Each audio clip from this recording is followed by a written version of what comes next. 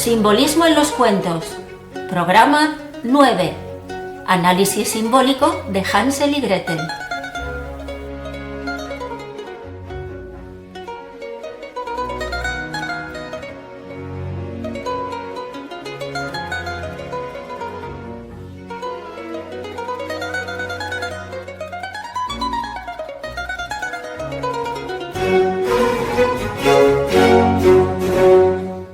Muy buenas a todos y a todas, ¿qué tal estáis?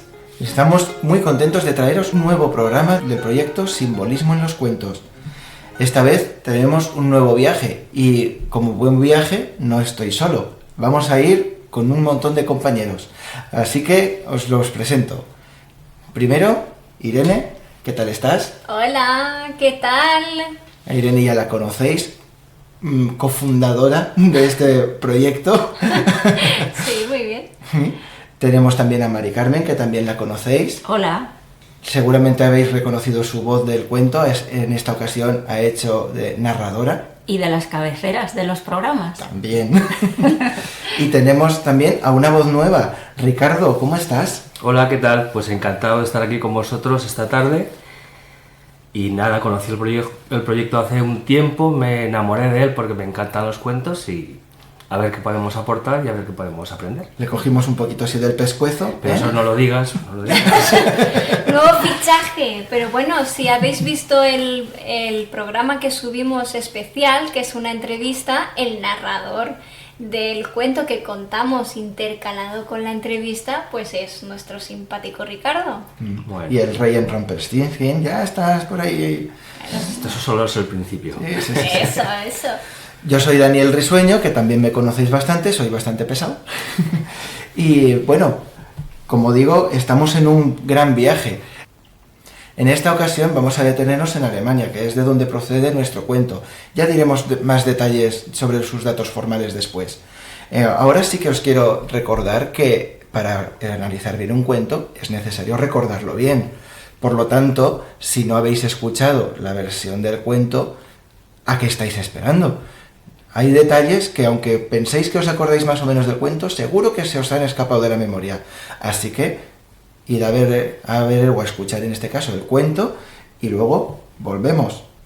¿Ya lo habéis escuchado? Además es que recordad que nosotros también intentamos rescatar las versiones más tradicionales posibles y quien escuchara Caperucita Roja seguro que se lleva una buena sorpresa. Así Ahí que sí que cambiamos, en vamos. Hansel y Gretel podéis comprobar si también os dais sorpresa o no. Bueno, pues si ya habéis escuchado el cuento, entonces seguimos adelante. Os recordamos que el proyecto Simbolismo en los Cuentos se hace desde Nueva Acrópolis Castellón. Somos un grupo de voluntarios entusiasmados de los cuentos y en este momento es tan buen momento como cualquier otro para darle un like a este vídeo y suscribiros al canal si no lo estáis todavía. Ya nos hemos suscrito, estamos preparados, tenemos el cuento fresquito. Palomitas listas. Pues arrancamos.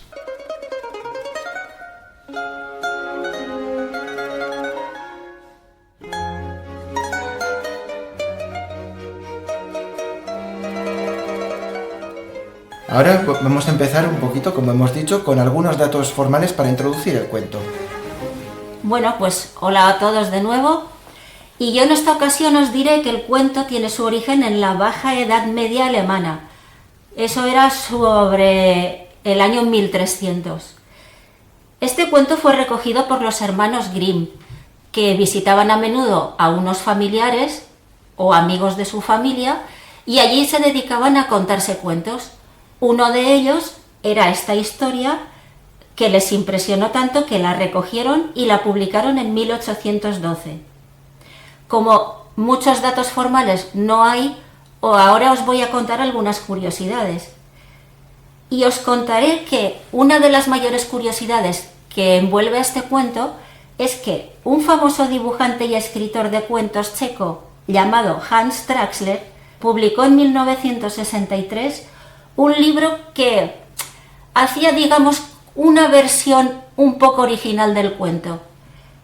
Él decía que en lugar de 2 niños eran 2 personas adultas. Su profesión era panaderos. ¿Y qué ocurrió? Él decía que la bruja existía de verdad, pero que no era una bruja como tal, sino que ella poseía la receta original y tradicional de un pan famosísimo que se fabricaba en aquella época. Para hacerse con la receta, ¿qué hicieron estos dos hermanos? Pues matar a la bruja. ¡Anda! Además afirmaba que todo esto realmente ocurrió.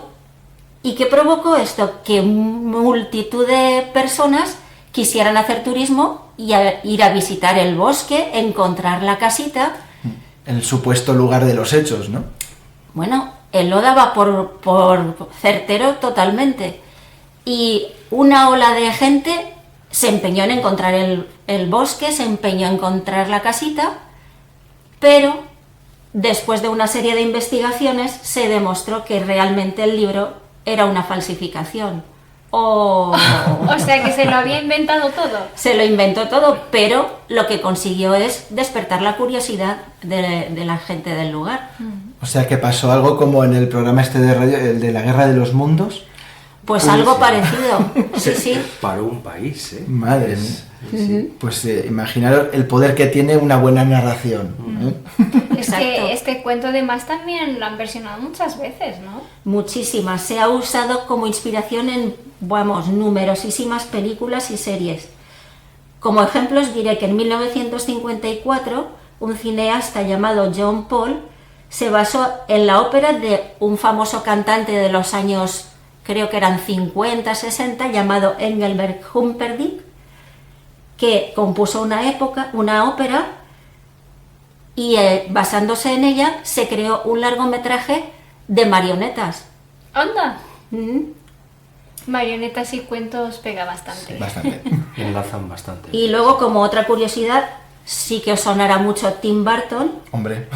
Entonces él hizo otra versión de Hansel y Gretel. En esta ocasión realizó un mediometraje. Y así podríamos seguir con numerosísimas adaptaciones. Tim Burton, ¿ese es el de Hansel y Gretel, cazadores de monstruos o algo así? Bueno, nada, que este cuento la verdad es que ha tenido numerosas adaptaciones en libros, en cómics y en todo.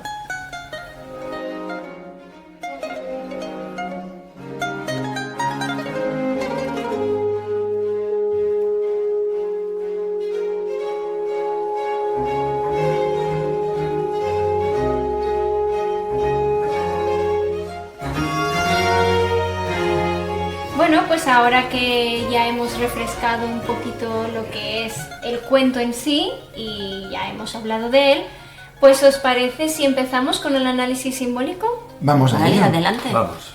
Pues venga, que seguro que nuestros oyentes también tienen ganas. Bueno, como sabéis, para empezar a analizar un cuento siempre es buena idea pues empezar por sus protagonistas, porque son los que nos van a dar ese mensaje general, ¿no? Entonces, en esta ocasión los protagonistas son, como no, Hansel y Gretel. Vamos a decir muchas veces en este programa esos nombres. No toméis shot, ¿eh? Me lo has quitado de la mente. Que si no la atención se va.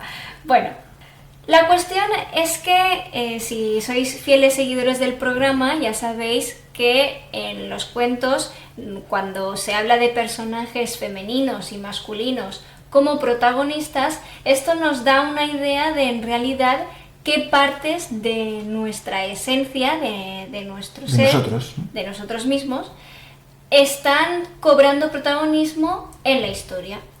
En este caso, no solo tenemos una protagonista femenina, como por ejemplo pasaba en Caperucita, que dijimos que era el alma la que estaba llevando a cabo todas las proezas, o como en El gato con botas, que dijimos que era el ser humano como tal.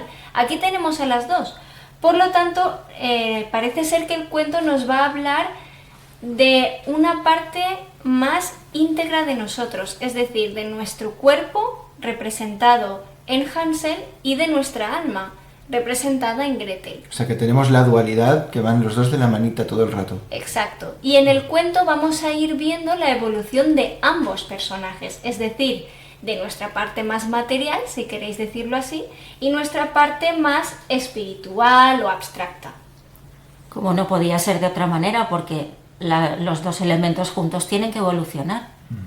La verdad es que este cuento, el mensaje que tiene, ahora lo iremos desvelando poquito a poquito, pero es increíble en ese aspecto. Muy bien, pues como todo cuento y toda historia tiene un origen, tiene un motor, pues vayamos a él.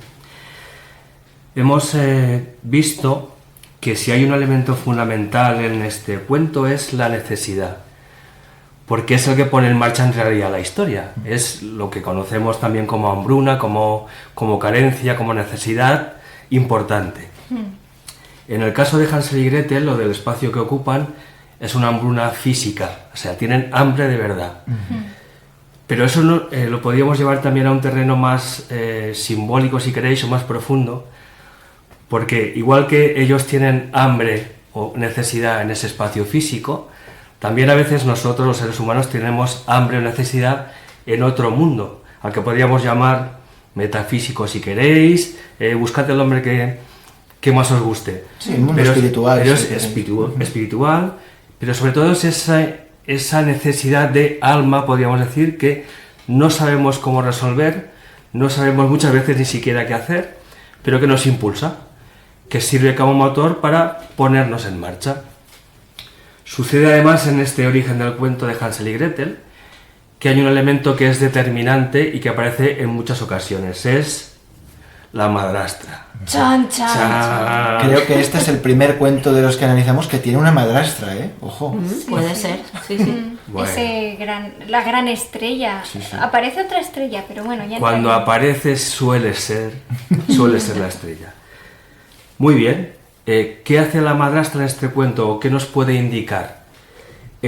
Son todos aquellos elementos que en nuestro interior o en nuestro mundo emocional de alguna manera nos faltan, nos molestan, nos falta, o sea, no sabemos qué hacer con ellos. Entonces, esa ausencia es lo que pone en marcha, en este caso, a los dos hermanos, ¿no? A Hansel y Gretel. A veces aparece como una figura malvada. Incluso podríamos pensar, si hemos leído y hemos escuchado el desarrollo del cuento, que casi odia a los niños, o sea, porque los impulsa a ir al mundo, al bosque, para que incluso si puede ser que no regresen. Bueno, nos podríamos quedar con esa clave o también podríamos pensar, esto debe tener un sentido. O sea, ¿por qué ese elemento en principio desfavorable pone el motor, pone en marcha una historia? O sea, en realidad, ¿qué nos está queriendo decir? Posiblemente que aunque haya situaciones que no nos gusten, las tenemos que enfrentar. A lo mejor eso nos produce un poco de miedo, de desasosiego, pero si hay una prueba a la que nos enfrentamos, ¿la podremos vencer? ¿A qué tipo de prueba nos enfrentamos? Porque podríamos decir que hay grados, ¿no? Y en el caso de Hansel y Gretel con la madrastra, el grado es máximo, porque estamos hablando de directamente un abandono. Ese es dejarlos a su suerte y, si puede ser, que la vida se los lleve para siempre. Qué malvada, desde luego. Nada más y nada menos. Es que es una barbaridad. Si lo piensas con frialdad, es una barbaridad, porque si hay algo que es casi intocable entre una madre y sus hijos, es la protección máxima, ¿no? Diríamos. Pero como no es la madre, que es la madrastra, que es claro, la mala. Es que ese creo que es el detalle importante para entender un poco cuál es la dinámica del cuento. Es su madrastra. Y aunque los debe querer, que seguramente los quiere, hay una necesidad extrema y hay una valoración. Eso a veces a nosotros también nos pasa en la vida.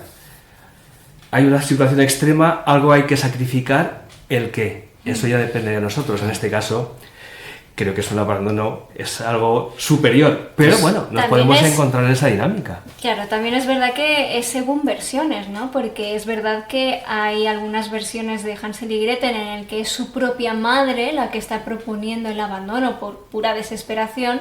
En la versión que nosotros trabajamos sí que es verdad que es la madrastra y es mala porque es mala. No hay término medio. No hay término medio. Y el padre un poco calzonazos, también hay que decirlo todo. Pues sí. También es verdad que, según Jung, las madrastras también podían representar esas cosas del inconsciente que como que no queremos ver, ¿no? Que están ahí Lo cual no escondidas. significa que no estén. Exactamente. Pero es eso del me tapo los ojos y como ya no veo, no están. Pero sigue estando delante.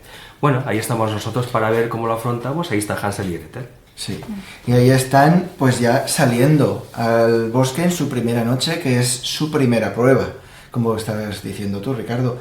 Aquí la cosa está muy clara, no lo hemos recalcado lo suficiente, esto es una prueba en toda regla, que tanto el alma como la parte mental, física que está representando Gretel por un lado, Hansel por el otro, van a tener que pasar en conjunto. Y esa es, como dice Ricardo, toda la clave, todo lo que va a definir el resto del cuento. Del bosque hemos hablado ya en muchos otros cuentos, hemos hablado en Rumpelstiltskin, hemos hablado en Caperucita también. Ahí hablábamos de que el bosque representa un poco el mundo como emocional. Aquí podríamos ampliar un poquito el significado del bosque, no solamente es el mundo emocional, sino todo el mundo interior, todo lo que ocurre en nuestro mundo que nos está retando. Recordemos, como siempre decimos, que todos los elementos de un cuento al final están dentro de nosotros. Es decir, dentro de mí tengo a Hansel, dentro de mí tengo a Gretel, dentro de mí tengo a la madrastra y dentro de mí tengo un bosque. Sí, todos. Por lo tanto, como son todo partes de mí, aquí estamos hablando de que un elemento interno, que es la madrastra, que no está bien, me ha mandado y tengo que luchar contra algo. El bosque es donde se va a desarrollar todo el resto del cuento, si os dais cuenta. Hasta el final, que consiguen resolver el problema y salen del bosque, todo está dentro del bosque. Sí, es verdad. Es el campo de batalla, es el terreno... Es la vida.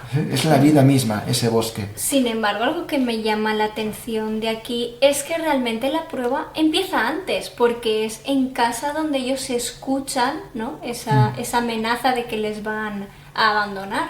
De la casa también hemos hablado, la casa, el hogar es el sitio de confort, ¿no? Supongo que después hablaremos un poquito más de eso.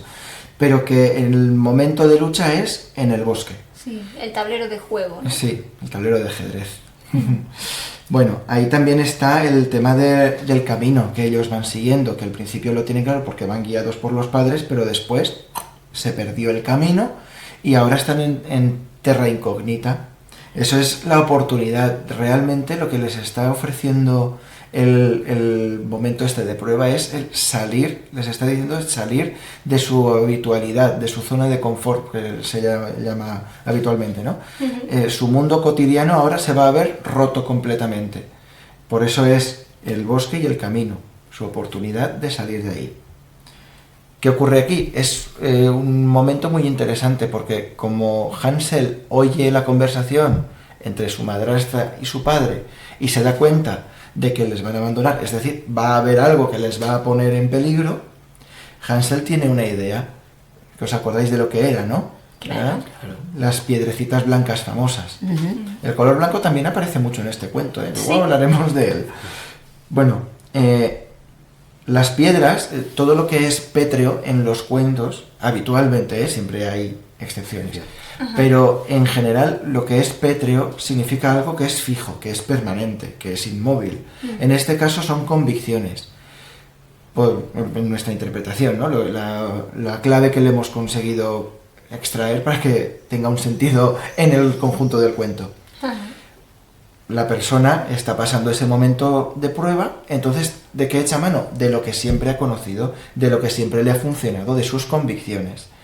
Esas son las piedrecitas blancas que las va dejando a modo de rastro que luego pueda seguir y efectivamente les sale bien la jugada, porque consiguen, aunque les han abandonado en un sitio del bosque que no conocen, consiguen volver a casa. Sin embargo, aquí hay una pequeña clave que es por lo que continúa el cuento, ¿no? Si no, el cuento se acabaría aquí, mira, lo hemos solucionado, hasta luego, Lucas. No. Vaya. Esto no sigue, ocurrió. esto sigue. ¿Por qué no ocurre esto? ¿Os acordáis de dónde coge Hansel las piedras? Del jardín de su casa. Del jardín de su casa, que es donde estaba el problema. Ay, a ver, ¿por dónde vas? Son hábitos, cosas que siempre le han funcionado, pero de donde ha salido también el problema. ¿Qué significa esto? Que no les sirven ya. Le han servido ahora para pasar el mal trago. Pero si recordáis, el cuento tiene una segunda salida. Eso significa que ese primer apaño que hemos hecho con lo conocido ya no es lo que la situación requiere. Claro. Entonces va a tener que volver a salir una segunda vez para poder solucionar el problema. Bueno, sin embargo, también creo que hay ahí un matiz que podemos hacer, y es que al final yo creo que las piedrecitas son blancas porque aunque no nos sirva tampoco es que sean malas, ¿no? Las convicciones. Son útiles en este momento. Claro. A lo mejor más adelante seguramente no, bueno, ya lo veremos, pero en este momento además uno, como comenta Dani, siempre echa mano de lo que conoce. Es natural, es absolutamente natural, o sea, claro, lo que siempre me ha servido, ¿por qué no me va a servir una vez más? Aunque hay ocasiones en que el guión gira, claro. O sea que aunque no sirva tampoco es que sean malas. No, para nada. Al final son piedras, quiero decir que son fijas y son permanentes y son blancas, como tú muy bien has resaltado, porque tienen una validez. Pero en este caso, la situación de la hambruna requería otro tipo de solución, algo que es extra y que no habíamos hecho habitualmente. Y antes de pasar a hablar de la segunda prueba, sí que me gustaría en este punto hacer una reflexión que luego va a ser también importante. Y es que hemos dicho antes, recuerdo, por si alguien se le había olvidado, que estamos hablando de la dualidad Hansel-Gretel, es decir, cuerpo barra mente, que es Hansel, la parte masculina, y la parte femenina, la parte más sutil, Gretel. En esta primera parte del cuento, la verdad es que a mí me daban un poquito de ganas de darle a Gretel una bofetada y decirle, recomponte. ¡Maltrato infantil! Lo siento, sé que esto no es políticamente correcto, pero chica, es que lo único que hace es llorar y quejarse. Bueno, eso comparado con abandonarlos tampoco es para tanto. Yo lo siento si he ofendido a alguien, pero es que, bueno, ya, ahora en serio, la primera actitud de Gretel, es decir, del alma, que estamos diciendo, es completamente pasiva, neutra y arrastrada por las circunstancias. Todavía está dormida. Es Hansel, es decir, mi cuerpo, mi mente, mi emoción, que es lo que conozco, también dicho sea de paso, lo que va a intentar tirar del carro durante todo el rato. Esto será importante también después en el cuento, como ya iremos viendo.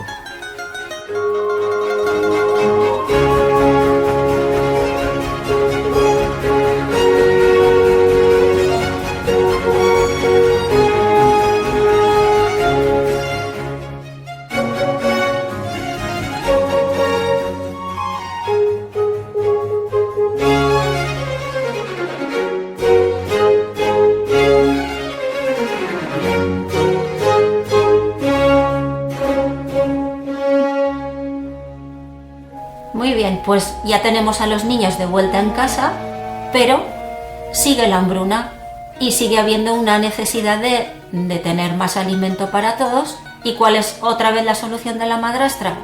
Volver a abandonar a los niños, pero esta vez más adentro del bosque para que no puedan volver. Hay que ver. ¿Qué pasa? Pues que estamos otra vez ante una segunda prueba. Pero en esta ocasión nos sale algo mal porque como la jugada de las piedrecitas nos ha salido bien, pues vamos a repetirla. Pero la puerta está cerrada, no tenemos piedra. Nuestras convicciones se han ido a paseo. A lo mejor la madrastra se dio cuenta y cerró a propósito. Seguramente. Aquí es lo de tropezar otra vez con la misma piedra, pero... Pero sin piedra. Sin embargo, como ya sabemos que Hansel es el listo de la película, pues se le ocurre otra cosa. Como al abandonarlos tan malos no son y les dan un trozo de pan, fíjate tú. Vaya. Pues a Hansel, ¿qué se le ocurre? Pues ir tirando las miguitas de pan por el camino. Y él piensa que le van a hacer el mismo provecho que las piedras, pero ya sabemos que no es así. ¿Por qué? Porque los pajaritos se han ido comiendo las migas. Y estas migas representan para nosotros lo efímero, lo que nos ha servido una vez, pero no nos ha solucionado el problema. Porque al final eso es hambre para hoy, pan para hoy, hambre para mañana. Eso es. Lo he dicho al revés. Tal cual. Nos quedamos con pan para hoy. Hambre para hoy y para mañana también. Hombre, hambre para hoy es porque Hansel no ha comido. Total, que como no pueden volver a casa, el problema aumenta. están perdidos en el bosque y no saben qué hacer. ¿Y qué se les plantea a nuestros protagonistas al haberse perdido? Pues se les plantea la necesidad de, claro, salir de ahí. De alguna manera tienen que solucionar el problema. ¿Y cuál es la actitud ante este problema nuevo? Ya hemos dicho que Hansel representa el cuerpo y es el que conoce un poquito más toda la situación y entonces se activa, resuelve, piensa qué pueden hacer. Y claro, al tener que pensar y al tener que trabajar la personalidad, despierta sus poderes latentes y es cuando al cabo de los 3 días ve al pájaro blanco. ¿Os acordáis del pájaro blanco? En el cuento de Caperucita nos apareció este mismo pájaro y dijimos que representaba la intuición elevada. Sí. Es el que les va a guiar, es el que les va a decir qué camino van a tomar para poder solucionar sus problemas.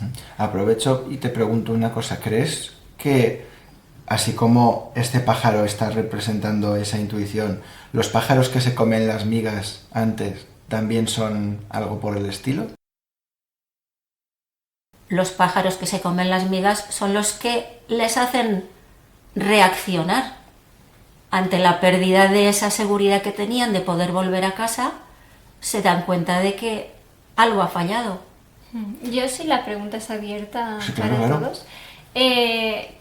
Claro, el bosque hemos dicho que es el campo emocional, pero es que también puede ser las pruebas de la vida, ¿no? Entonces yo creo que los pájaros también podían ser ahí los imprevistos, ¿no? Esas cosas que no te esperas. Es la vida actuando, Sí. por eso lo decía. Yo creo que las migas en este caso es un elemento más endeble que la piedra, es más efímero, más pasajero. Y creo que aquí los dos hermanos lo que han hecho es confiarse en exceso, porque han pensado que si ya fue una vez fue bien, ¿por qué no una segunda, aunque el elemento sea más sencillo? Claro, y ahí es cuando llega la vida, en este caso en forma de pájaro, y los elementos que tú considerabas válidos te demuestra que no. Que tenían un tiempo y que para la prueba anterior sí, pero para en este momento ya no. Puede Yo ser. Pero eso los veo así. es lo que nos suele pasar. Nos confiamos al haber resuelto una situación y a la siguiente decimos, bueno, esto está superado, tengo otros elementos que me van a servir, y nos damos de narices porque al final nos vamos a perder igual. Bueno, pero este pájaro no nos lleva a mal puerto, ¿no? No, este es pájaro blanco. la buena Pájaro intuición. Pero haciendo un punto y aparte con el pájaro, retomemos a Hansel y Gretel. Hemos dicho que Hansel va a resolver de alguna manera la situación. ¿Y qué pasa con Gretel? Recordemos que es el alma que todavía está dormida. Y sigue llorando, sigue protestando, sigue quejándose de todo. Y bueno, vamos a seguir camino a ver qué pasa. Bueno, y aparte también está, que me llama la atención justamente que aquí también se hace alusión al número 3. Eso es lo que iba a comentar ahora. Que se han perdido y han estado perdidos no 2 días ni una semana, ¿no? 3 días. Por si alguien no pilla esto bien, que vuelva a escuchar el cuento porque es que puede pasar desapercibido. Es un día, desde que salen de casa es un día de camino. Sí. En la noche los padres los abandonan, se pasan el segundo día dando vueltas por el bosque y se vuelven a dormir. Y es al tercer día cuando aparece el pájaro. Aparece el pájaro. Sí, es verdad. Bueno, ya hemos visto en otros Entonces, cuentos un que detalle sutil. el número 3 es un número muy simbólico que representa muchas cosas. En este caso, lo que podríamos pensar es que es el tiempo necesario para prepararse para la siguiente prueba. Bueno, siguiente prueba. ¿A dónde les lleva el pajarito? A la casa de dulces. ¡Qué bueno! Después de 3 días sin comer. Madre mía. Yo me imagino ese momento y el cielo tiene que ser algo así, ¿eh? Llevado al mundo de los adultos, viva Las Vegas. Luces, Colores. Bueno, volviendo a la Alemania del medioevo, ¿qué es esta casita de dulces? Es que justamente este cuento está muy bien pensado, ¿no? Porque, como decía antes Ricardo, ¿cuál había sido el motor de todo esto? la hambruna, ¿no? Esa necesidad. Entonces, ¿qué caramelo, no? Es que la misma expresión ya lo dice, ¿qué anzuelo vamos a poner al alma, al cuerpo, para que caiga? Porque recordemos que ya todos sabemos que esta casita de dulces es la trampa que elaboró la bruja en su momento. Entonces, ¿por qué el pajarito, la intuición, ¿no? Esa intuición más blanca, les lleva precisamente a la casa mencionada? Bueno, recordemos que al final estos dulces van a saciarnos el hambre, pero todos sabemos lo que pasa cuando nos damos un atracón de galletas, ¿no?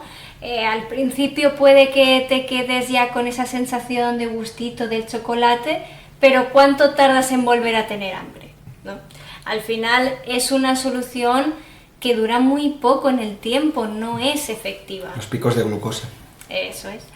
Entonces, al principio habíamos planteado que la hambruna también podía ser interpretada como una carencia en otros niveles. Por ejemplo, en el mental, ¿no? En la necesidad de conocimiento, de saber más. Entonces, es interesante que al final, una vez hemos despertado la parte del cuerpo, nos damos por saciados con unos dulces, con algo que en realidad no nos alimenta muy bien. Para mí esto ya es una primera advertencia que nos dice el cuento de, vale, sí, está el cuerpo despertado, hemos pasado esa primera prueba de los caminos, de intentar volver a casa, pero en realidad no hemos llegado a nuestra casa, hemos llegado a la casa de la Bruja. Chan, cha, chan. Vamos a mantener la expectativa un poquito más. Voy a hablar un poco más de esta casa porque otra manera en la que podemos interpretar la casa simbólicamente, pues también es, a ver, estamos hablando de una casa de dulces, ¿no? De chocolate, de caramelo, de azúcar. Y yo creo que a todos nos va a resultar muy fácil entender que esta casa también pueda representar la tentación, ¿no? Tentación en persona, bueno, en ladrillo. Hecha ladrillos, sí. Pero, ¿realmente a qué nos referimos? Bueno, como hemos comentado, venimos de ese camino, ¿no? De esas 3 noches caminando, entonces lo que puede pasar es que esta casa nos atraiga de manera que nos enganche, ¿no? Que sea un poquito esa tentación, ese adormecimiento del alma, de la psique, y que nos quedemos ahí atrapados comiendo ese falso alimento, creyendo que nos estamos alimentando cuando en realidad solo estamos cayendo en lo que ya sabemos que es la trampa de la bruja. Fíjate. Una manera muy fácil de entenderlo, que imagino que a todos nos sonará, viene explicada en La caverna, ¿no? Que es el famoso mito que elaboró Platón. Aquí se nos dice que el ser humano nace en una época en la que nada más nacer se le encadena mirando hacia una pared en la que se proyectan sombras.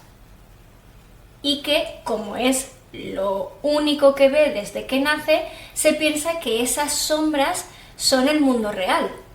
Pues esta casita podría ser algo parecido. Creemos que este alimento es lo real, cuando en realidad es falso.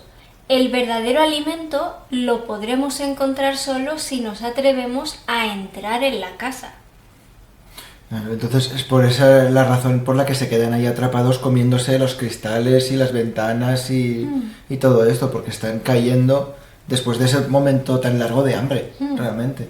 Fijaos también que una manera de ver esto en la vida real podrían ser pues las adicciones o las cosas que usamos para escapar de la realidad. Por ejemplo, las compras compulsivas, las drogas, en ese sentido en el que nos enganchan a algo para evadirnos de la realidad. Entonces, el cuento también se acerca a nuestro mundo de una forma muy material. De hecho, el mismo chocolate puede ser una adicción. O sea que en ese sentido la casita es como una alarma, ¿no? Cuidado, no te quedes enganchado en algo superficial, porque donde está nuestro verdadero yo es en la casa, ¿no? Como hemos dicho, es decir, dentro de la casa.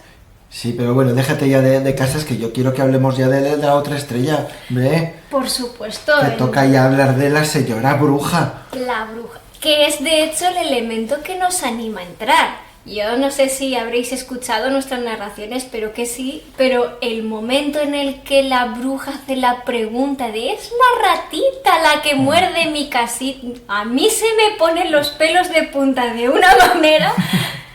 ¿Por qué? Porque las brujas son este elemento que todos conocemos, ¿no? ¿Quién no se ha disfrazado de bruja en Halloween alguna vez? Por favor. Yo. Yo no me he Yo disfrazado tampoco. nunca. Pues muy mal, no habéis vivido. No, no. Yo hice una bruja como manualidad del cole, pero no sé si cuenta. No, no. Pero como mínimo todos habremos visto películas o tenemos peluches. Siempre está la bruja muy cerca. De alguna manera nos atrae mucho el personaje de la bruja. En muchos cuentos sale y es por una razón muy sencilla. Porque en el fondo quizás todos sabemos que la bruja va a ser ese elemento que aunque nos da miedo, sabemos que tiene algo que codiciamos. La bruja es un elemento que simboliza de alguna manera las pruebas de la vida, la sabiduría que tiene la vida, y por eso nos da miedo, pero a la vez queremos enfrentarla. Por eso en los cuentos las brujas simbolizan el despertar del héroe, como se conoce, ¿no? Es ese elemento que va a ponernos en jaque para que nosotros tengamos que despertar algo que tenemos dentro. Y si recordamos de qué venimos hablando, hemos dicho que Hansel está despierto, pero que decimos todo el rato de Gretel. A llorar, a protestar y venga a llorar. Está dormida. Entonces necesitamos algo, una prueba más que despierte el alma. La bruja se va a encargar de eso. Así que por eso va a atraernos dentro de la casa. Pues mira, fíjate que viéndolo así ya no me cae tan mal la bruja. Mira. Puede ser que sea por eso que siempre las brujas se las pinta tan feas, por ese sentimiento desagradable que nos despiertan. Sí, yo creo que está muy relacionado. A ver, a veces decimos que la vida es cruel, la vida es injusta, es fea, ¿no?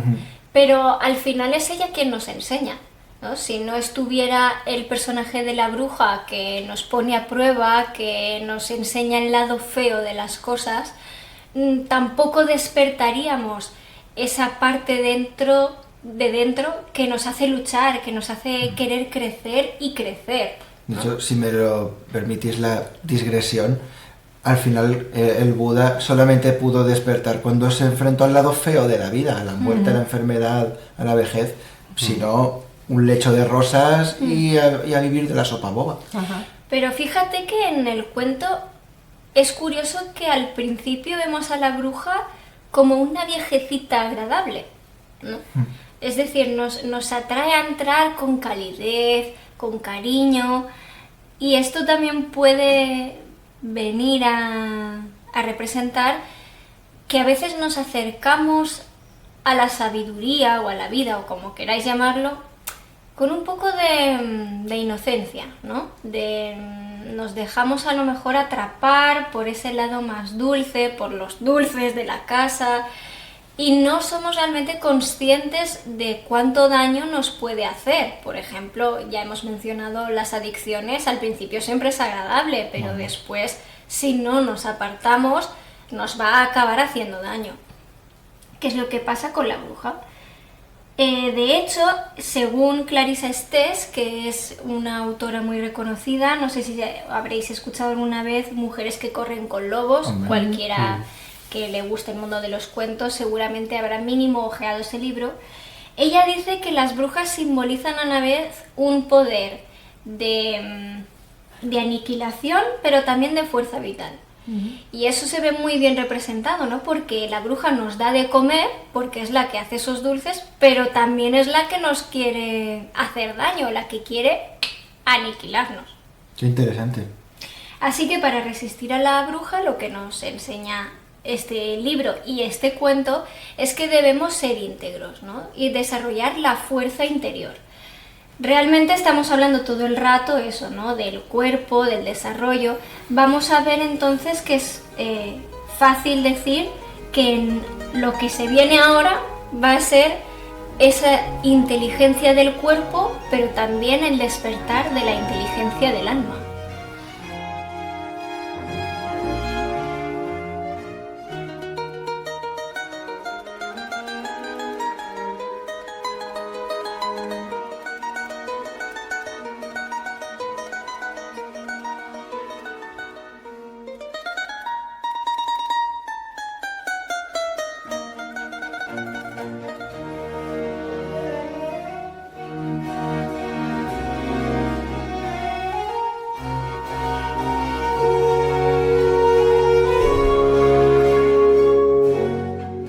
Sí, porque es muy... El personaje de la bruja en este cuento es...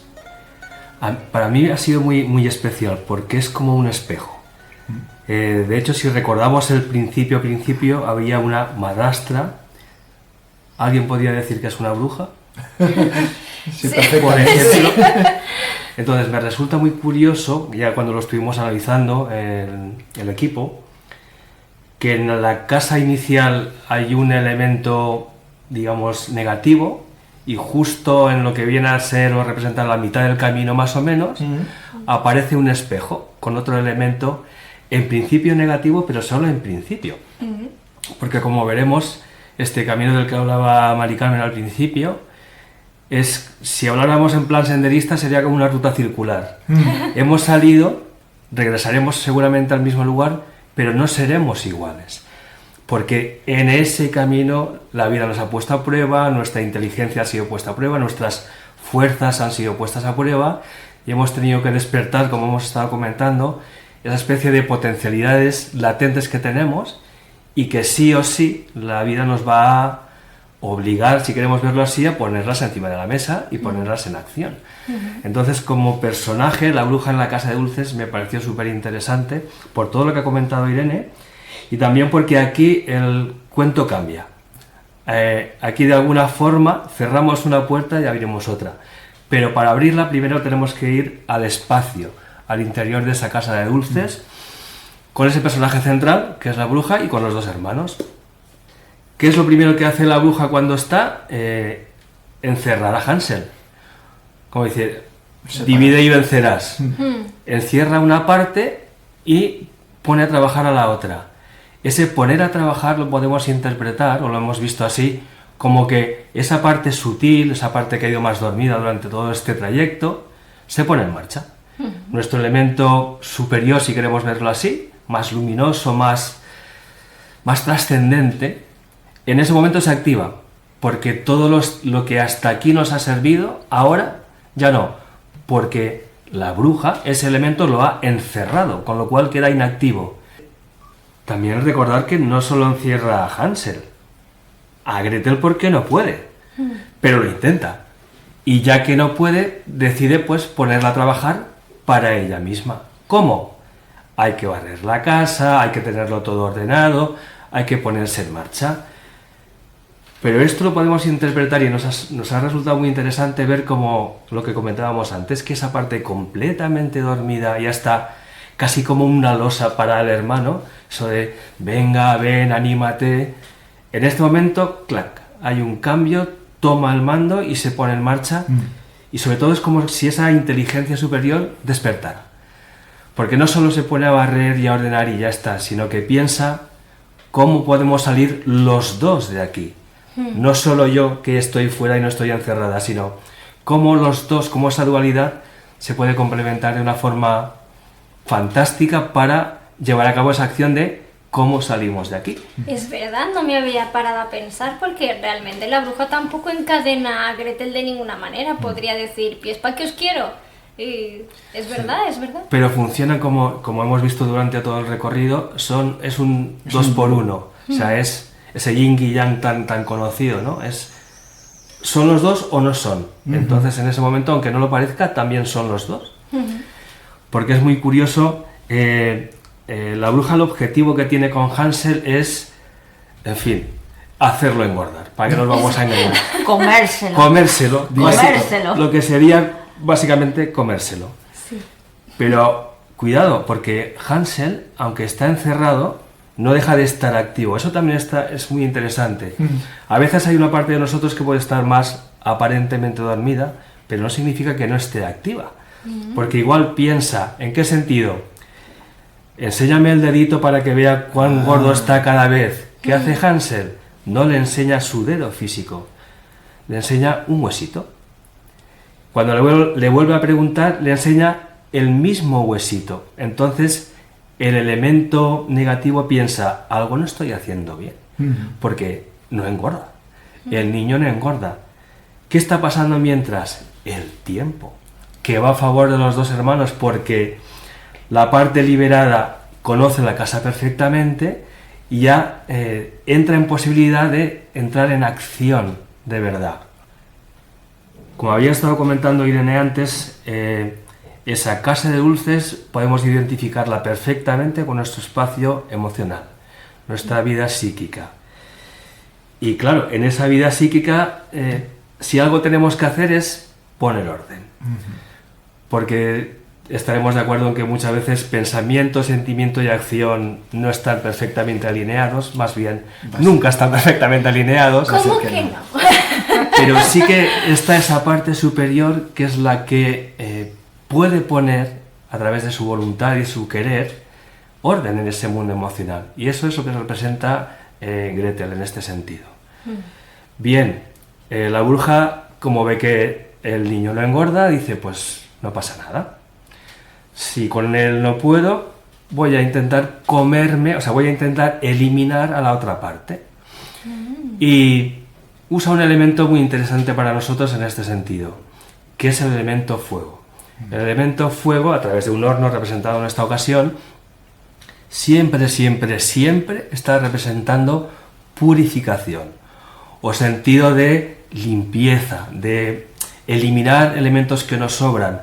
No es difícil encontrar las hogueras de San Juan, las fallas en primavera, siempre las hogueras son de San Antonio. Las hogueras de San Antonio son elementos muy gráficos de que cómo se usa o cómo se puede usar en el mundo natural el fuego como elemento de purificación. Igual que el agua, pues el fuego también sería su complemento, ¿no? Y en este aspecto aparece la inteligencia superior, porque la bruja invita a Gretel a que se asome al horno para cuando se asome empujarla adentro y aprovechar y comer. Que ves que es retorcida la bruja también. Es un poco bastante retorcida. La vida. Pero ¿qué hace la inteligencia superior? ¿Qué es lo que representa Gretel en este sentido? No puedo entrar, ¿te puedes acercar? Le da la vuelta. Y exacto, o sea, cambia las tornas, cambia la polaridad en ese momento. Y cuando la bruja se asoma al cuento, es la inteligencia la que empuja ese elemento adentro del horno y ese elemento desaparece, queda purificado. La verdad que es fantástico, porque es ese chispacito de intuición, esa inteligencia superior, no sé cómo llamarlo, la que en un momento dado entiende qué es lo que tiene que hacer. Y no solo lo entiende, lo hace. Es muy importante, creo, en este sentido, el entender que se tiene que poner en marcha, que además de una parte teórica para todas las cosas que hacemos, necesitamos llevarlo a la práctica. Podemos tener mucho conocimiento teórico, tener muchos elementos teóricos, hoy los tenemos en este momento actual, pero ¿de qué me sirven? ¿Cómo los llevo yo a mi día a día? ¿Qué puedo hacer con ellos? ¿Cómo los puedo usar a diario? Si no los pongo en práctica no me sirven de nada. Exacto, claro. los tengo, pero ¿los tengo? Cogiendo polvo. Lo que comentaba Irene antes en ese sentido es muy interesante, porque en el alimento, además de alimentarse, lo importante es cuánto asimilamos. Porque podemos comer mucho, pero si no asimilo, es casi como si no hubiera comido. En el mundo teórico y práctico nos pasa lo mismo, ¿no? Y ahí la enseñanza, la acción de Gretel es fantástica, porque no solo purifica un elemento, sino que además libera a su hermano y comienza el retorno. Yo, antes de que continuemos avanzando, me gustaría aquí meter otra cuña. Yo lo que quería comentar aquí es que hay siempre una especie de como de tridente, ¿no? Como de tríada de cualidades que se relacionan siempre con el desarrollo o con el despertar de un alma que está en desarrollo, que son la voluntad, el amor y la inteligencia. Y aquí, en este trocito del cuento, están representados los tres de una manera bastante clara, como ha dicho Ricardo ya un poquito por encima, pero creo que se puede entender todavía mejor si pensamos más que en lo que han hecho, en lo que no han hecho, o en lo que podrían haber hecho en caso de no ser almas en despertar. Vale. ¿Vale? Lo comento. Sí. En el primer momento en que se pierden, podrían haberse rendido. Mira, de aquí no salimos. Lo siento, pero esto ya se acabó. Punto final. Que me pongan una lápida y yo ya... Hasta luego, Lucas. Abandonamos. Pero no lo hacen. Podrían haber abandonado, pero no lo hacen. Buscan sobrevivir, buscan seguir adelante. Eso es voluntad. Voluntad contra toda prueba, además, porque... Vaya prueba. Que si el bosque, que si el hambre, que si la bruja luego. Cuidadico la que les cae encima a los pobres críos. Vale, tenemos la primera. La segunda, la ha comentado un poquito Ricardo. Podrían perfectamente, ya les han encontrado la bruja, por ejemplo. Hansel está encerrado, Gretel no. Me largo. Perfectamente podría haberlo hecho. Sí. Pero no lo hace. ¿Por qué? Por el dúo que hacen ellos, por el amor que se tienen entre ellos. No se abandonan. O los dos o ninguno, como ha dicho muy bien Ricardo. Ahí hay amor. Pero es que luego hay una inteligencia que se despierta.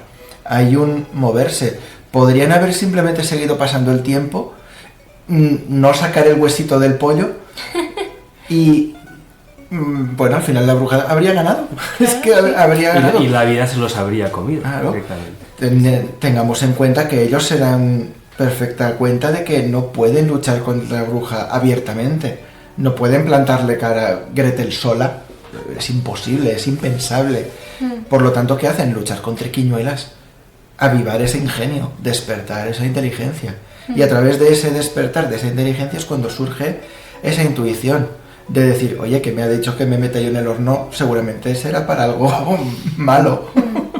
Entonces, por eso esta comparación de lo que no han hecho nos ayuda a verlo un poco mejor. O sea, voluntad, amor e inteligencia.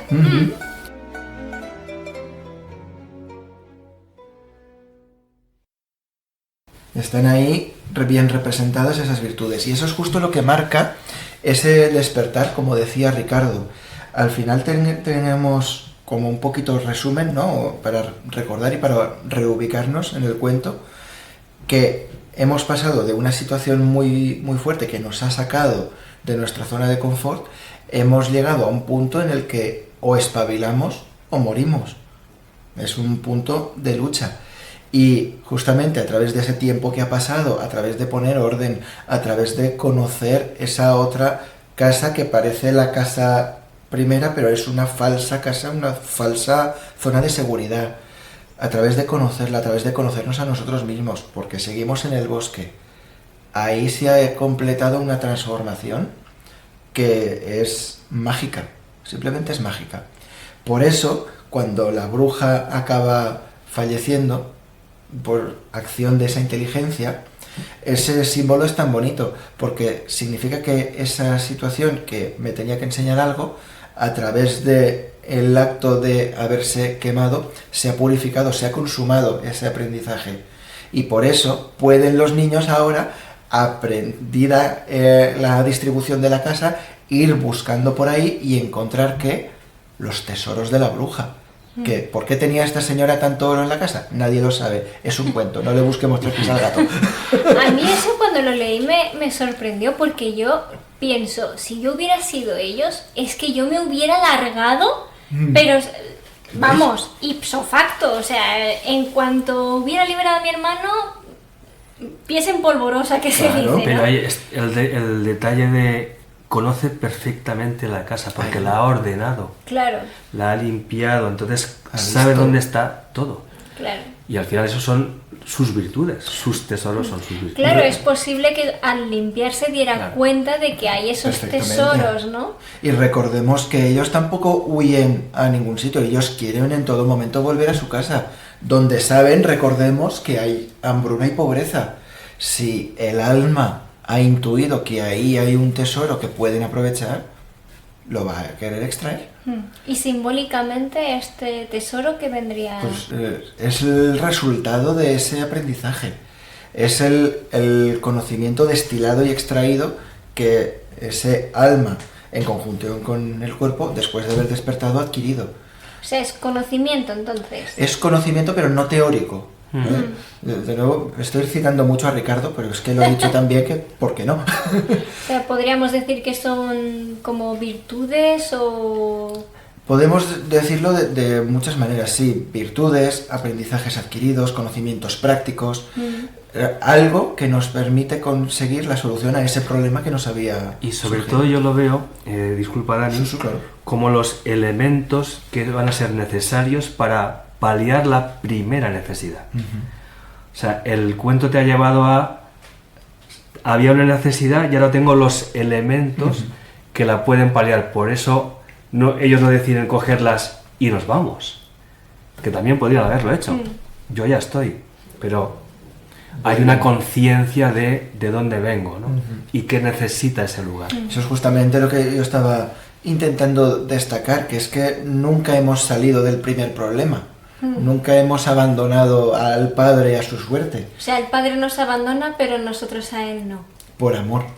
Fíjate. Qué buenazos los niños encima. Es que encima, ¿eh? Ya ves. Bueno, seguimos adelante con el cuento, ya estamos terminándolo. Estamos ¿Sí? ya casi. Recogen ellos las joyas y todo eso como pueden en sus delantales, zurrones, bolsillos, lo que... Donde cabe.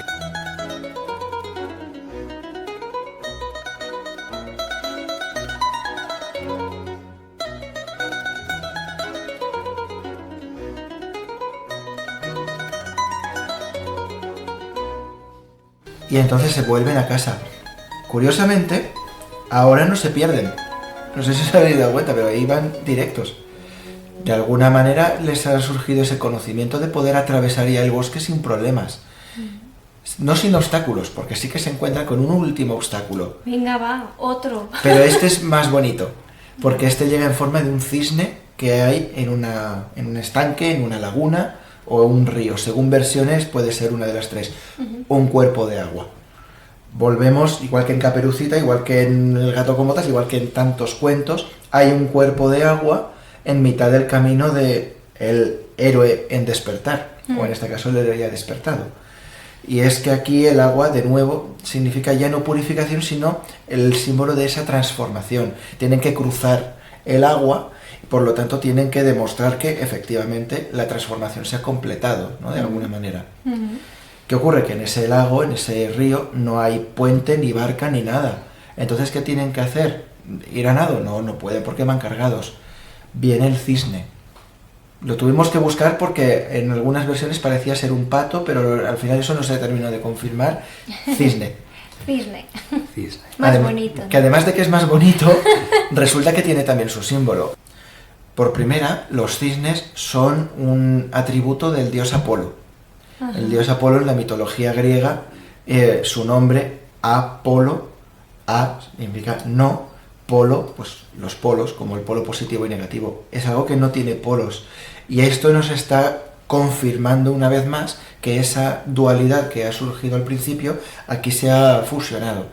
Aquí ya funcionan todavía más como un dúo, porque ambos van recorriendo el camino. Antes era Hansel el que iba tirando de Gretel, ¿os acordáis? Sí. Luego era Gretel la que ha salvado a su hermano, pero ahora son los dos los que caminan a la vez. Qué bonito. Es precioso esto, ¿eh? Por otro lado, los cisnes también son símbolo de pureza, así que tenemos un refuerzo más para este símbolo. Sí, fuerza, belleza. Incluso fuerza también en algunas ocasiones. Sí. ¿Qué ocurre? Que aquí también hay una cosa que es... la primera vez que lo leímos, a todo el equipo nos quedó... A ver, ¿qué ha pasado aquí? Y es que van a cruzar, Hansel dice, venga, vamos a subirnos al cisne, y Gretel le dice, no, quieto parado, tenemos que subir de uno en uno, tú primero y yo después. Nadie le dice que tenga que ser así, no hay ningunas instrucciones que se lo hayan dicho, no tenía nada. De repente la niña como que se lo saca del sombrero. Como lo que decía Ricardo, de que de repente sabe las intenciones de la bruja y cuando se la encontró no la sabía. Hay una conexión con una inteligencia superior. Y esa inteligencia superior le está diciendo que tiene que pasar de uno en uno. Y aquí abrimos melón. Porque esto puede tener varias interpretaciones, igual que todo lo que estamos diciendo en todo el análisis, ¿no? Y está claro que esto es nuestra interpretación, nuestra versión. Por supuesto, si hay una discrepancia por vuestra parte, los comentarios están para eso, ¿eh? Aquí no os cortéis de comentar, los que estéis escuchando, si tenéis otras teorías. En este caso, os preguntamos directamente a vosotros. A ver, aquí tenemos la discrepancia de por qué tiene que pasar uno primero y otro después. Además es curioso porque justamente por lo que has dicho de Apolo, ¿no? Si hiciera el cuento yo, ¿no? Por ejemplo, para mí sería más lógico que cruzaran a la vez, pero sin embargo, este símbolo de que ahora son uno les hace cruzar por separado. Fíjate. ¿Esto cómo se come? Se nos ocurrieron un par de ideas y como digo, os animo a votar a ver cuál es la que más os gusta o decir otra. Primero, podríamos pensar que aunque ahora son uno, el cuerpo siempre es lo que primero vemos, el alma está oculta detrás. Como ahora el alma está despierta, el alma manda del cuerpo. Entonces le dice que vaya adelante porque el cuerpo es lo más visible. Entonces el cuerpo cruza primero, pero ya está purificado, y luego espera para que cruce el alma. Eso sería una. Vale. La otra es que directamente, como el alma es la que ordena y manda en este momento, porque es el elemento superior, no por despotismo, sino por orden natural. Exacto. Entonces manda al cuerpo a que vaya, y el cuerpo obedece porque ahora tiene ocupada su posición natural, que es de obediencia a lo que la conciencia, el alma, lo interno manda. Quizá en otra clave, ¿no? La inteligencia manda a la acción, ¿no? Al cuerpo, para que vaya al mundo, haga las cosas, en fin. Algo así. Entonces tenemos esas dos teorías.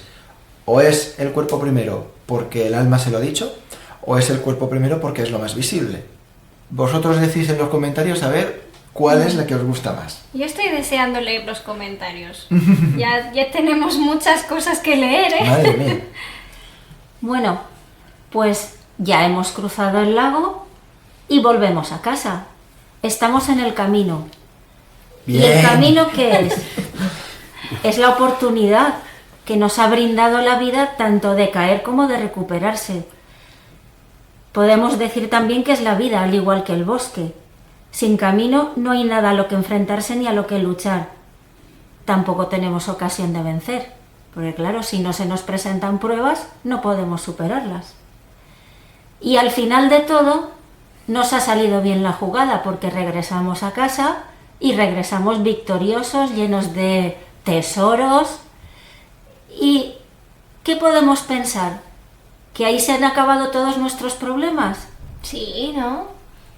Bien, de acuerdo, hemos acabado con la bruja, hemos acabado con la madrastra, pero atención, no nos durmamos, porque la bruja y la madrastra más pronto que tarde volverán a aparecer. Así que chicos, todos atentos. Madre mía. Sí, porque podría volver a casarse, ¿no? El padre. Se supone que no se casa, pero bueno, ya sabemos que la vida nunca nos da tregua. Siempre tenemos que enfrentarnos a pruebas, mayores o menores, pero ahí están. Pues ahora que ya hemos vuelto a casa, solo queda el final del cuento que ya hemos visto, así que ya vamos también finalizando el programa. Pero antes, como sabéis, siempre nos gusta hacer una especie de traducción del cuento en el que repasamos muy rápidamente el simbolismo para que ya nos quede claro cómo poder aplicar el cuento a nuestra vida. En esta ocasión lo vamos a hacer un poco diferente, porque al investigar nos hemos dado cuenta de que este cuento puede estar hablándonos de varias claves a la vez. está por un lado la que hemos estado explicando, pero también hay una parte un poco más psicológica, un poco más práctica, que también encontramos que nos puede ser muy interesante a la hora de aplicar nuestro cuento a la vida, y por eso lo queremos compartir con vosotros. Siempre hemos dicho que los cuentos tienen varias claves de interpretación. Aquí nos estamos centrando en la fase, digamos, en la capa filosófica, pero como tú dices ahora, la clave psicológica siempre ha estado ahí, siempre ha estado presente. Claro. Entonces, nosotros vamos a echar mano del famoso modelo psicológico de las 5 fases del duelo de la doctora Kubler-Ross, que, bueno, me imagino que os sonará, es una psiquiatra especialista en el duelo. Las 5 fases del duelo siempre son muy famosas en Facebook, en las redes sociales siempre están. 5 fases del duelo, 5 no sé qué. Bueno, en este caso nosotros sí que vamos a basarnos en una pequeña variación que propuso una psicóloga llamada Christina Haller, en la que, bueno, es esencialmente lo mismo, solo que ella lo amplía un poquito más a 7 fases para ser un poco más minuciosa. La primera fase, psicológicamente, es la del shock, ¿no? Os aviso que no voy a entrar mucho en detalle porque vamos a hacer un artículo que se publicará en Esfinge, como publicamos otro también de Caperucita Roja, en el que hablaremos más en detalle de cómo se aplica este modelo psicológico en el cuento. Entonces, otra cosa a la que os tenéis que suscribir, la revista Esfinge Digital. Claro, por supuesto, ya desde el primer programa dijimos que íbamos a colaborar con ellos, ya hay un artículo, entonces este será el siguiente y estoy segura de que os interesará mucho. Por lo que digo, que solo voy a dar unas breves notas, pero lo que es un estudio más profundo lo haré en el artículo. Entonces, la primera fase se dice que es el shock, es decir, recibir la noticia, ¿no? En el cuento vemos esto, pues es muy evidente, ¿no? Al principio del cuento, cuando se enteran de que les quieren abandonar. La segunda fase es la negación. ¿Esto cómo lo entendemos? Pues cuando no queremos asumir lo que está pasando. Y esto también lo vemos muy fácilmente en el momento del camino, de las piedrecitas. Ya le podéis echar imaginación, ¿no? Por dónde voy. Y si queréis más detalle, tendréis que ir al artículo. La siguiente fase sería la negociación. Esa típica fase en la que intentamos resolver el problema, aunque en realidad no lo vayamos a resolver porque no tenemos las herramientas que necesitamos. Y aquí es donde echaremos mano de esas migas de pan que vamos dejando como posible solución, pero que al final pues tampoco resulta efectivo, por lo que habíamos dicho de que las migas de pan son ese elemento efímero, ¿no? Recordad. La siguiente fase sería la ira, que es esa parte en la que nuestro estado emocional pues se altera y quiere una y otra vez volver a como estaba antes del problema. Entonces, esto se va a ver en la parte desde el camino hasta que encuentran la casita de la bruja. Después llega la tristeza, que es cuando ya empezamos a asumir que, bueno, sí, nos hemos metido en un problema. Vamos a recordar que este modelo está aplicado al duelo, a la pérdida, a las crisis emocionales. Entonces, ¿de qué nos está hablando esta parte? Pues de que al final hay una pérdida, hay algo que tenemos que enfrentar, y en el cuento esto se ve reflejado en la parte en la que nos enfrentamos a la bruja, que es cuando realmente vemos que esa viejecita, que al principio creíamos que era buena, resulta ser algo negativo. La penúltima fase es ya la famosa aceptación, ¿no? Cuando ya empezamos a asimilar el problema y ya le ponemos solución. En el cuento es claro ver que es ya cuando logramos enfrentarnos a la bruja y resolver el problema. Finalmente solo queda la superación, que es ya cuando regresamos a casa y cuando superamos el duelo. ¿Qué os ha parecido? Interesante. Bueno, supongo que en el artículo lo expandirás un poco más, veremos la aplicación un poco más exacta, ¿no? Dentro del cuento, como es. Sí, porque además es curioso que realmente yo realmente no he definido mucho cada fase en qué consiste psicológicamente, pero es muy curioso que al comprobar realmente en qué consiste cada fase, vemos que el cuento tiene muchos detalles que perfectamente podrían estar haciendo alusión una y otra vez a esas fases. También querría destacar que al final esto es un modelo psicológico y ninguna mente es igual que la otra. Al final son procesos cíclicos y es como lo que contaba antes Mari Carmen, ¿no? Que el problema puede volver.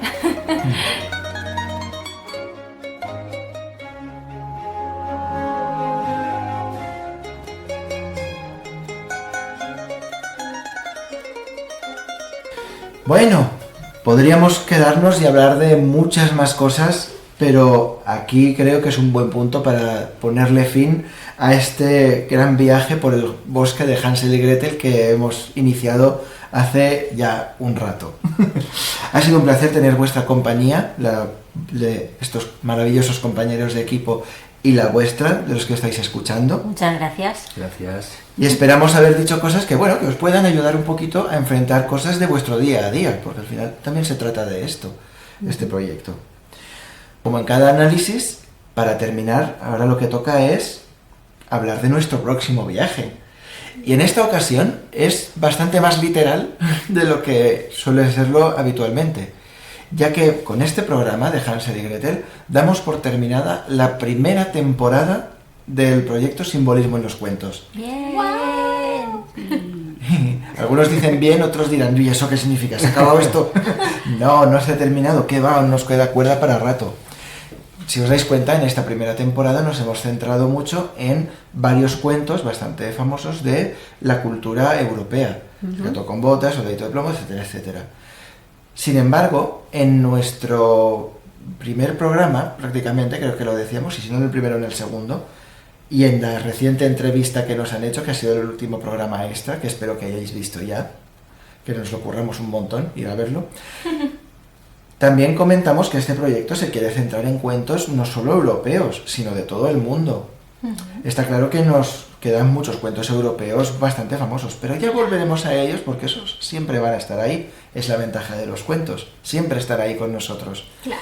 Pero en esta ocasión vamos a dejarlos aparcados durante un tiempo y vamos a viajar a África. ¡Bien! Dejamos una pista ya clara, ¿eh? Claro, con el programa de los cuentacuentos griots, que eran los cuentacuentos africanos, pues ahí ya hablamos de que las tribus africanas, el África tribal, tiene una tradición oral muy rica, con mucha profundidad, más de la que a primera vista podríamos pensar. Es muy desconocida, sobre todo aquí en Europa, y creemos que es un buen momento este para traerla un poquito y que la conozcamos un poco más. Así que el próximo programa que lancemos con un cuento ya va a ser un cuento africano.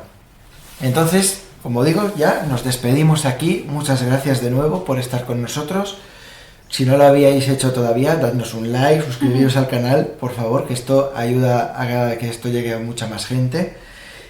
Y en el canal de Nueva Acrópolis España no solamente está el proyecto Simbolismo en los Cuentos, sino que hay también muchas otras charlas y artículos, audioartículos muy interesantes que seguro que te gustan mucho. Por hoy entonces lo dejamos aquí, pero como siempre, recordad, Sed el héroe de vuestro propio cuento.